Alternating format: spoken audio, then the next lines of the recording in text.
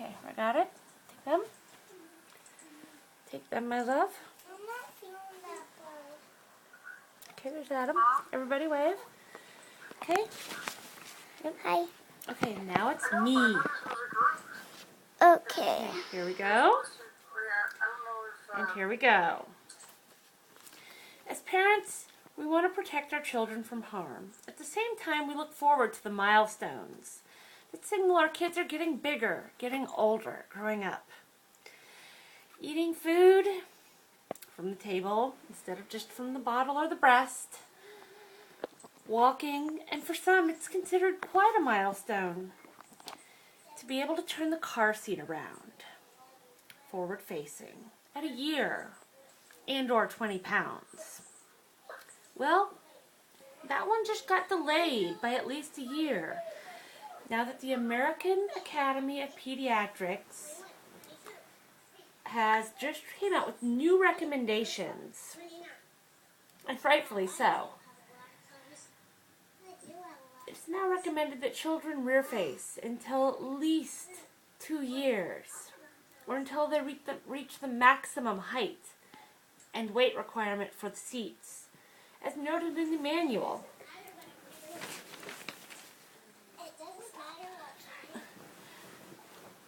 And children in booster seats, they should stay in booster seats until they're at least 8 years old, or 4 feet 9 inches and 100 pounds. You wouldn't parent by the minimum standards, so why would you do the seat safety by the minimum standards?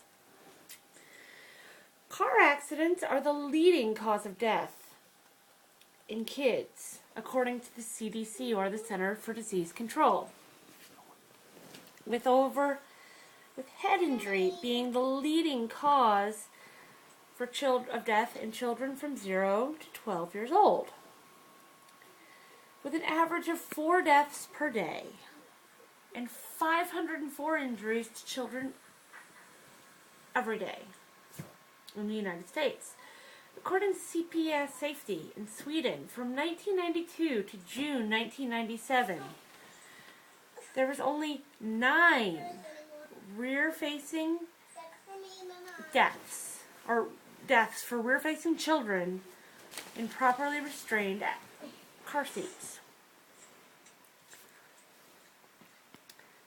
According to the CPS Safety, in the forward-facing seat, stress on the neck.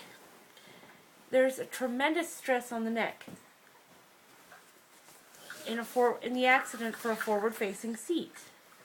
The mass of the head of a small child is 25% of the body mass of that child, whereas in an adult, the mass of the head is only about 6%. That's quite a difference. That's quite a lot less stress on your neck. The injuries from an accident often include a severed spinal cord for a small child. Just last Tuesday, only an infant, a 2-day-old infant, survived a horrific car wreck that his mother, father, and 3-year-old brother were killed in. One can only speculate that his brother had already been turned around to a forward-facing seat.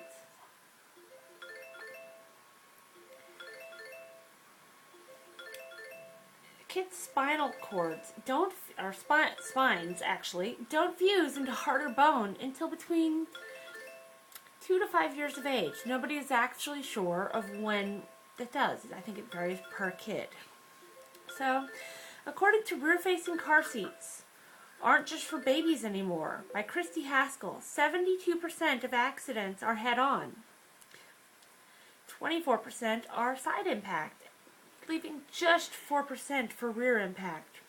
That accident that killed the family this last Tuesday was the result of a teenager crossing over the median and hitting the family, crossing over the median of the highway and hitting the family head on.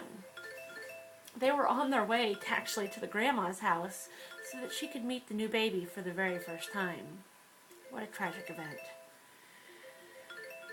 In a rear-facing seat, the position allows the body to slide along the seat rather than the abrupt snap of the accident, the impact of a forward-facing seat or a child in a forward-facing seat takes. There's no incidences actually of legs being broken from being in a rear-facing seat. That's one of the things that many people ask me. You know, where do the children's legs go? What about the legs? What happens to those? Well, there's no incidence of it. And honestly, as the saying goes, broken legs, cast it. Broken neck, casket. You can't fix a broken neck most of the time. It's much more traumatic than a broken leg. What does casket mean? Internal decapitation happens when the neck gets overstretched, resulting in the severing of the spinal column. The rear-facing seats are comparable to the forward-facing seats. I know that's another concern of many parents because, as parents, children are quite expensive. You have to watch that bottom dollar. Rear-facing seats are quite comparable to forward-facing seats in terms of price. There are many options, from all price options, in fact. The Costco Sonera starts at $50, and the Graco My Ride at $115. Both of those rear-facing till 40 pounds. Now the Protects, which is my favorite brand. Not that I can afford it because it's quite expensive. They have seats that rear face up to 65 pounds. They have the best safety ratings and obviously are on the higher end, as I said before. Now there's many resources out there. I mean, there's many people who can't afford a seat. You know, what do you do if you can't? Well, there's resources to help you. There are the hospitals. Many hospitals have forward-facing programs to help you with your seats. There are the fire department. They also, not only will they help you with the seat, they will also make sure you get your seat installed correctly. I know that when I left the hospital, the nurse did not help me. I had to find out later if it was, which thankfully it was. But I've learned quite a lot more throughout my years about car seat safety. There's also friends and family that can help you get car seats, as well as non-profit organizations. In conclusion, no parent wants to see their kid hurt. As parents, we all want to see our kids grow up healthy and happy. Nobody plans to get in a car accident, but you can't predict what other drivers are going to do. As in last Tuesday for that poor family.